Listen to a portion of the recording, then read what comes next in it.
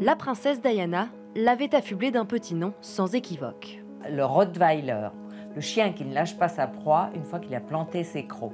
Les Britanniques l'ont longtemps perçue comme une voleuse de mari et possible coupable de la dérive de Lady Di. Camilla est passée pour la briseuse de ménage, celle qui avait jeté le trouble dans une histoire qui, a priori, devait bien se passer. Aujourd'hui, ils sont forcés de reconnaître que Camilla Parker Bowles est la duchesse de Cornouailles. Et même plus, elle deviendra, à la mort d'Élisabeth II, la reine consort du Royaume-Uni. Lorsque le moment sera venu et que mon fils, Charles, deviendra roi, je sais que vous lui apporterez ainsi qu'à son épouse Camilla le même soutien que celui que vous m'avez apporté. Un revirement qui peut paraître incroyable.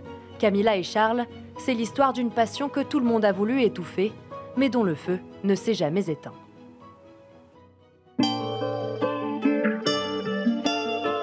Lorsque le jeune prince croise la route de Camille Lachande, fille d'un major britannique en 71, c'est le coup de foudre naturel, mais instantanément contrarié par la cour. La reine, une fois qu'elle a appris qu'elle avait une relation avec son fils Charles, n'a pas du tout apprécié Camilla. Elle ne voulait absolument pas que Charles tombe amoureux de cette fille qui était promise à un destin noble. C'est ce qui faisait le problème. Elle est en effet sur le point de se fiancer avec Andrew Parker Bowles, dont la famille est proche de la couronne. Charles, de son côté, s'engage dans la Navy et quelques années plus tard, il se voit proposer une solution plus raisonnable en la personne de Diana Spencer. Elle était jeune, elle était belle, elle était débutante, elle était de la haute aristocratie britannique, elle était très amoureuse de lui. Il s'est rangé à une sorte de réalisme formel, protocolaire, voulant qu'il épouse cette jeune fille idéale pour être la future reine. Le jour de ses fiançailles avec Diana, Charles répond de manière inattendue à la question d'un journaliste. And I suppose in love.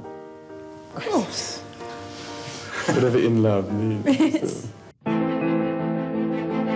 Très vite, le prince s'éclipse régulièrement dans son manoir à la campagne, à une vingtaine de minutes de celle que tout le monde appelle alors sa maîtresse. Diana confiera dans une interview des années plus tard « Nous étions 3 dans ce mariage et c'était un peu trop ».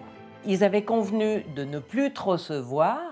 Et finalement, Charles, dans sa solitude, a éprouvé le besoin de garder le contact avec Camilla. Ils ont exactement les mêmes goûts, la même culture. Et c'est très naturellement ensuite vers elle qu'il se tourne pour exprimer son désarroi dans un premier temps et puis pour se consoler dans un deuxième temps. La Royale Union se transforme en ce que les Anglais vont appeler la guerre des Galles. Charles et Diana se déchirent, s'humilient, se trompent sans scrupule, jusqu'à ce scandale au début des années 90 qui précipite leur séparation. Une conversation téléphonique entre les deux amants fuite dans la presse. Ce sont des propos qui sont pas très heureux, c'est très intime, et en tout cas c'est sans aucun équivoque. Et là, effectivement, lorsqu'on entend ça, il n'y a pas l'ombre d'un doute sur la nature des relations entre Charles et Camilla.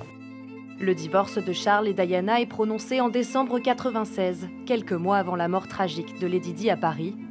L'Angleterre est sous le choc, la famille royale éplorée. Charles et Camilla font profil bas jusqu'au 9 avril 2005, jour de leur mariage, une union civile qui ravit William et Harry. C'est une femme formidable, elle rend notre père très très heureux, et c'est ce qui compte le plus pour William et moi. On s'entend très bien avec elle. Mais une partie des Britanniques ne la porte pas dans son cœur et lui reproche bruyamment d'avoir pris la place de Diana. I disapprove of the way Charles and Camilla treated Diana. It was despicable. Elle a été harcelée littéralement. Lorsqu'elle faisait ses courses au supermarché, il y avait des ménagères qui la poursuivaient avec leur caddie et l'insultaient. Enfin, elle a eu une période extrêmement difficile. Elle ne s'est jamais plainte. Et sa discrétion, c'est de l'intelligence. C'est-à-dire qu'il n'était pas question pour elle d'essayer de remplacer Diana. Avec les médias, elle s'est donné le change. Les journalistes qui l'approchent ont souvent loué sa simplicité. Elle est à la fois drôle, intègre, entière. Elle est en fait impulsive tout en sachant contrôler ses propos. Une duchesse en contrôle, sauf quand le naturel reprend le dessus. Lors d'un voyage officiel au Canada, ces chants traditionnels inuits provoquent un fou rire chez Camilla qui tente de le dissimuler derrière ses lunettes et son foulard. Ça rend extrêmement sympathique puisqu'il rit comme tout le monde aurait ri finalement dans les mêmes circonstances. Et ce n'est pas du tout une moquerie de leur part, c'est une situation cocasse et il rit de bon cœur. Toujours souriante derrière ce prince dont elle est peut-être le seul grand amour, Camilla ne cesse de s'investir pour la couronne, engagée auprès de plusieurs causes, comme la lutte contre la maladie de l'ostéoporose dont est décédée sa mère il y a bientôt 30 ans. Elle ne pouvait pas respirer sans oxygène, ni même se promener avec son déambulateur dans son jardin qu'elle aimait tant. Elle a justement intégré peu à peu les fonctions qui vont être les siennes quand elle sera reine. Une image de travailleuse consciencieuse, une présence médiatique soignée. Depuis son arrivée au sein de la famille royale, sa cote de popularité n'a jamais été aussi élevée. La duchesse de Cornouailles a su gagner la confiance des Britanniques.